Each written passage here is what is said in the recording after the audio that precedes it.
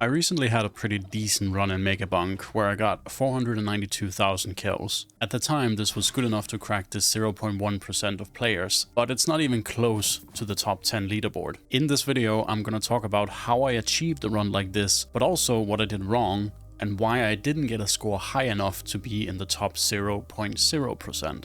Now, first and foremost, about the absolute top leaderboard. I would assume that there are at least some cheated runs on here. Even getting 700,000 kills might be possible, but at the time of recording this, there is not a single verified run with that high of a score anywhere. There are, however, verified runs of 650,000 kills, and if you want to see a leaderboard of just the best verified runs, you could go to megabonk.fun, where each run also has a VOD attached. Now, to get a 650k run, you do also need to be very lucky, but you also need to know the right strategy. Currently, there are two main strategies for high kill runs as well. The main one, and the one I'll be focusing on in this video, is the one where we use XP tome, curse tome, and chaos tome, and precision tome. There are also another build with very strong potential that uses duration tome instead of precision tome to permanently CC enemies. I won't be going over that build in this video, but I will make a separate video about it soon, so subscribe if you want to see that. Now, the two most important items that you want to see early on are Soul Harvester and Green Credit Card. Some people reset pretty aggressively until they find a Soul Harvester early. Having a Soul Harvester makes it possible for you to much more aggressively upgrade your tomes early rather than focusing on your weapons. As for tomes, you mainly want to focus on leveling up your XP tome and your curse tome so that you can level up quicker. Ideally, you would have XP tome at least level 20 before you go to the second level, and difficulty tome at, I would say, at least 10, but preferably close to 20 or higher would be ideal.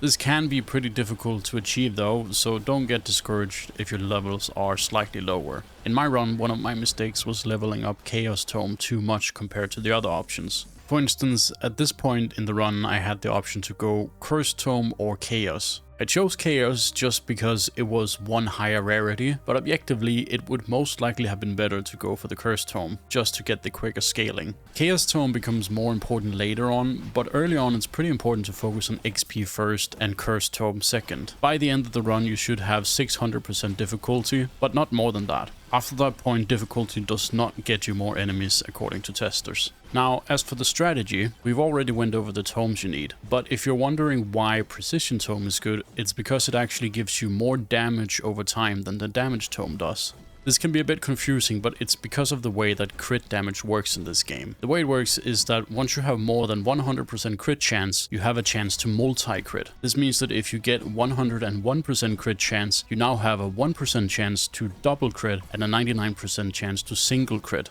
And if you get over 300%, that means you have the chance to triple crit and so on. So this results in some pretty crazy damage once your crit chance is very high. The Chaos Tome, although the stats you gain are random, is almost always worth it over other tomes in the game in the long run. It can also troll you though and give you some stuff that aren't that great, but the good stats you can gain from this tome, like crit chance, crit damage, damage lifesteal, attack speed, stuff like that, which are all incredible stats, the Chaos Tome boosts them by quite a lot, so over the course of the run, this tome will almost always be worth it. As for the weapons you want to run, it actually matters a bit less in this patch, but the main ones that people are running on well besides her starter weapon is the Axe, Flamewalker and Dexecutioner. Some people run either Aura, Katana or Dice instead of Dexecutioner, but in general most people choose the Dexecutioner. Now let's go through the items you want turned on. For the green items, the two must-have turned on items are the Doll and the Key. The Doll is actually incredibly strong and deals a lot of damage throughout the run. The Key speaks for itself. The more you have of these, the more chance of a free chest, which is extremely good. The more keys you get, the less significant it becomes to get more keys though.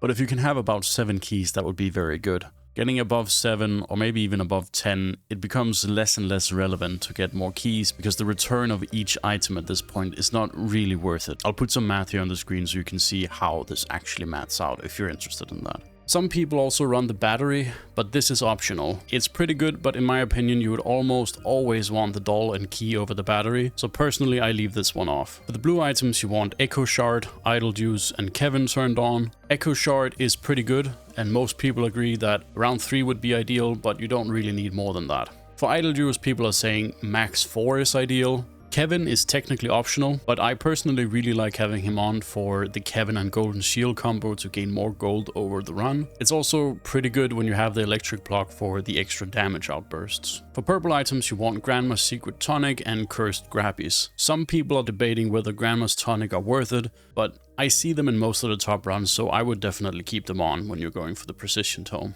For legendaries, you need to keep on the Lightning Orb, Magnet, Holy Book, Anvil, Soul Harvester, and Joe's Dagger. Now, let's talk a bit about the banishes here.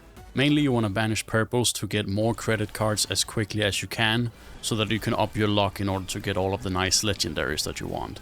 So as soon as you see them, you should banish Beefy Ring, Spiky Shield, Scarf, and Slurp Gloves. For Mirror specifically, some people do like to take one because it can help, especially in the early game for survival, but you should definitely ban it after taking one at most. You can also ban it instantly. Finally, after getting one magnet, you want to banish that, since having more doesn't help you whatsoever, and you want the other legendaries instead. And the last banish can be used on credit card after getting 10 of them, since you won't realistically need more, and the other purples are just very strong to get instead in the late game. There's a caveat here though, because if your luck is very high and you basically only get legendaries, then you can choose to use your banish on Power Gloves instead, as it is less significant than the other legendaries. The gameplay itself, it would be ideal if you can handle at least 3 bosses from the start. This obviously becomes a lot easier if you have an early Soul Harvester, but you don't have to reset just because you can't get more than one boss right away. You can still get a very high score, but killing more bosses just helps for the extra items and potentially luck if you got any credit cards at this point. Now your goal is obviously to survive as long as you can for the final swarm on each level. The first map is the hardest to survive for very long, and usually even in most verified world record runs, you don't survive for longer than max 1.5 to 2 minutes before having to go to the next stage. You need to leave the stage pretty much as soon as you get hit. If you have any shield at all, you can always tank at least one hit before dying. The second map is what really sets apart a decent record run like the one I got myself of almost 500k and a leaderboard worthy run of 650k. In my run I only survived for about 8.5 minutes before I had to leave, but in a world record run they are usually surviving over the 12-minute mark when the red ghosts appear, and usually even more than 15 minutes. If you can do that on the second tier on the map, you're at an extremely good pace for a very good run. The main reason I couldn't survive longer here was because I didn't have any or enough of the strong items like Lightning Orb, which is great for CC, didn't have enough Cursed Grappies, Bonk Hammer, Lamp, Anvil, or any of the legendary ice cubes. If I had more or any of these items, I could probably have survived past the 12-minute mark. This is why these runs come down to a lot of luck, and why getting credit card early is very good in order to maximize your chances of getting all these kinds of important legendary and epic items as early as you can in the run. Now, one small tip here: once you do become strong, you might notice that the screen becomes unbearable to look at. Luckily, you can easily fix this by going into settings and turning off the effects. It also makes it a lot easier to see how close the ghosts are to you during the final swarm. And by the way, when you make it past a certain time in the final swarm, your game will start to become a slideshow. Unless you have a pretty insane computer, I guess. I have turned everything to the minimum in settings, but it still happens at a certain point. Currently, there's not really any good fix for that. But anyway, that's all I got for this video. If you learned anything, leave a like, and I'll see you in the next one. Peace.